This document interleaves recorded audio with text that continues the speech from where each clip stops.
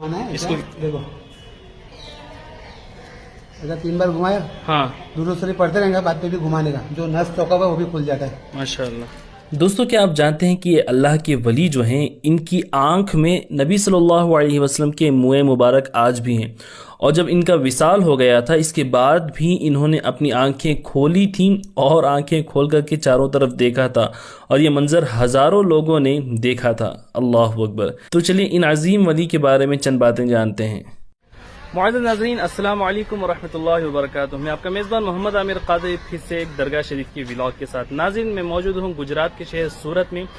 सूरत का जो यहाँ का कब्रिस्तान है, यहाँ पर एक अल्लाह के वली आराम फरमा रहे हैं, हज़रत ख्वाजा देहदर रहमतुल्लाहि ताला अलैह, जो कि पीछे आप ये दरगाह शरीफ देख सकते हैं। तो चलिए दरगाह शरीफ के अंदर चलते हैं, ज़ियारत करते हैं, और जो भी हज़रत की हिस्ट्री, करामतें वगैरह है, तमाम बातें मैं आपके साथ शेयर करने की कोशिश करूँगा। नाज़रीन, अल्लाह के जिन वली की बारगाह में हम हाजिर हैं, आपकी ये दरगाह शरीफ सूरत के हरीपुरा मेन रोड में बेगमपुरा इलाके का जो कब्रिस्तान है, उसी कब्रिस्तान में हज़रत की ये दरगाह शरीफ मौजूद है।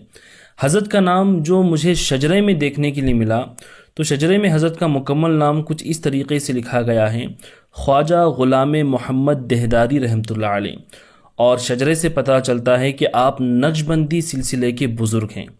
तो नाज़रीन, देहदारी आपके नाम के साथ इस वजह से लिखा गया है क्योंकि आप देहदर नामी एक इलाके के रहने वाले थे, और ये इलाका मुल्क ईरान का है, और आप वहाँ से हिजरत करके हिंदुस्तान आए थे ताकि दीन इस्लाम की तबलीग व इशाअत हो सके।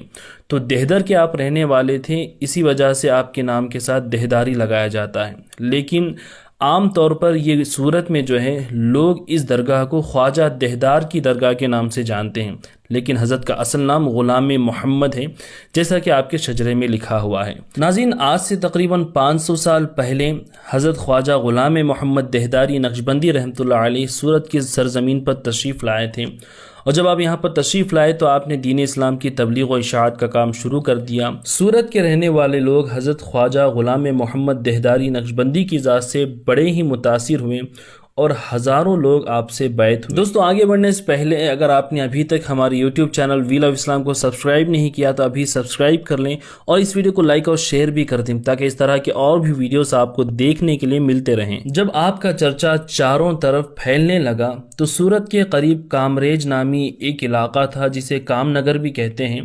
तो वहाँ का जो राजा था उसे कोढ़ की बीमारी थी। कई हकीमों को, वेदों को उसने दिखाया लेकिन शिफा नहीं मिली।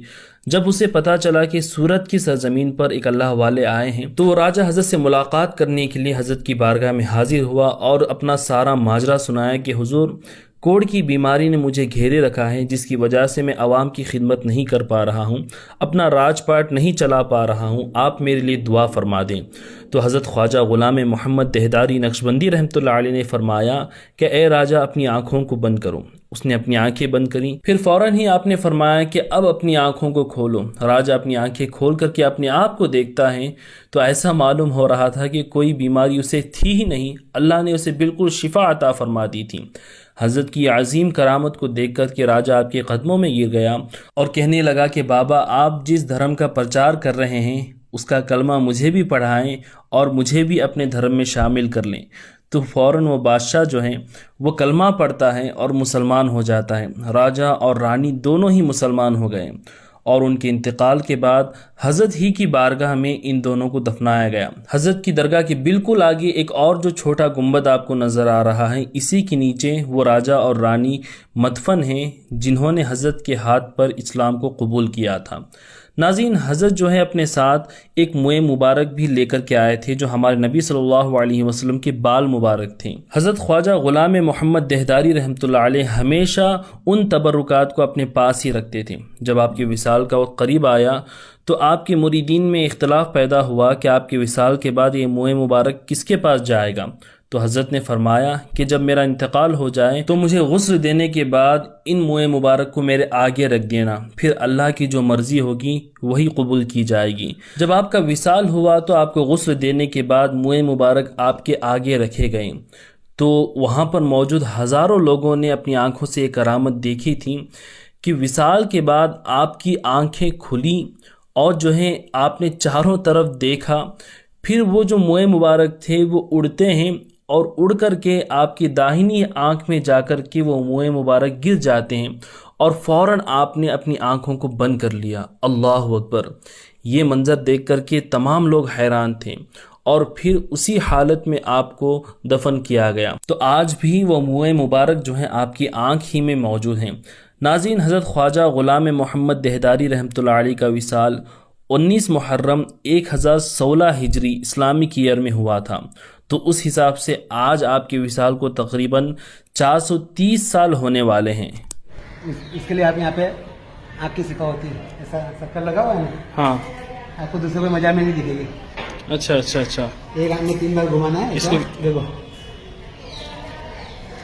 ایسا 3 بار گھمایا، ہاں، درود شریف پڑھتے رہیں گے، بعد میں ایسا اوپر گھما دینا، اچھا ایسا بھی 3 بار گھمانا کا، جی، اوپر گھما دینے کا۔ اور دوسری ایک بات ہے، یہ سلائی ہے نا، ایسا اوپر بھی گھمانے کا، جو نس چوکا ہوا ہے وہ بھی کھل جاتا ہے۔ ماشاء اللہ۔ تو ایسے 4 سلائیاں ہیں چاروں طرف، لیڈیز کے لیے باہر رکھا ہوا ہے، ہاں، لیڈیز کے لیے باہر ہے۔ ہاں، یہ موہن مبارک کی پیٹی بھی ہے آپ کے سینے پہ، اس میں ہیں یا یہ موہن مبارک ہے، منہ مبارک ہیں؟ آپ جو لے کے آئے تھے وہ آپ کے آنکھ میں وہ آنکھ میں ہے، ہاں، یہ دوسرے یہ دوسرے۔ اچھا، ماشاء اللہ۔ یہ کب زیارت ہوتی ہے؟ 22 طریق 12ویں شریف میں کتنے دن ہوتی ہے؟ ایک ہی دن، ایک، 22 سال۔ صرف 12ویں چاند میں؟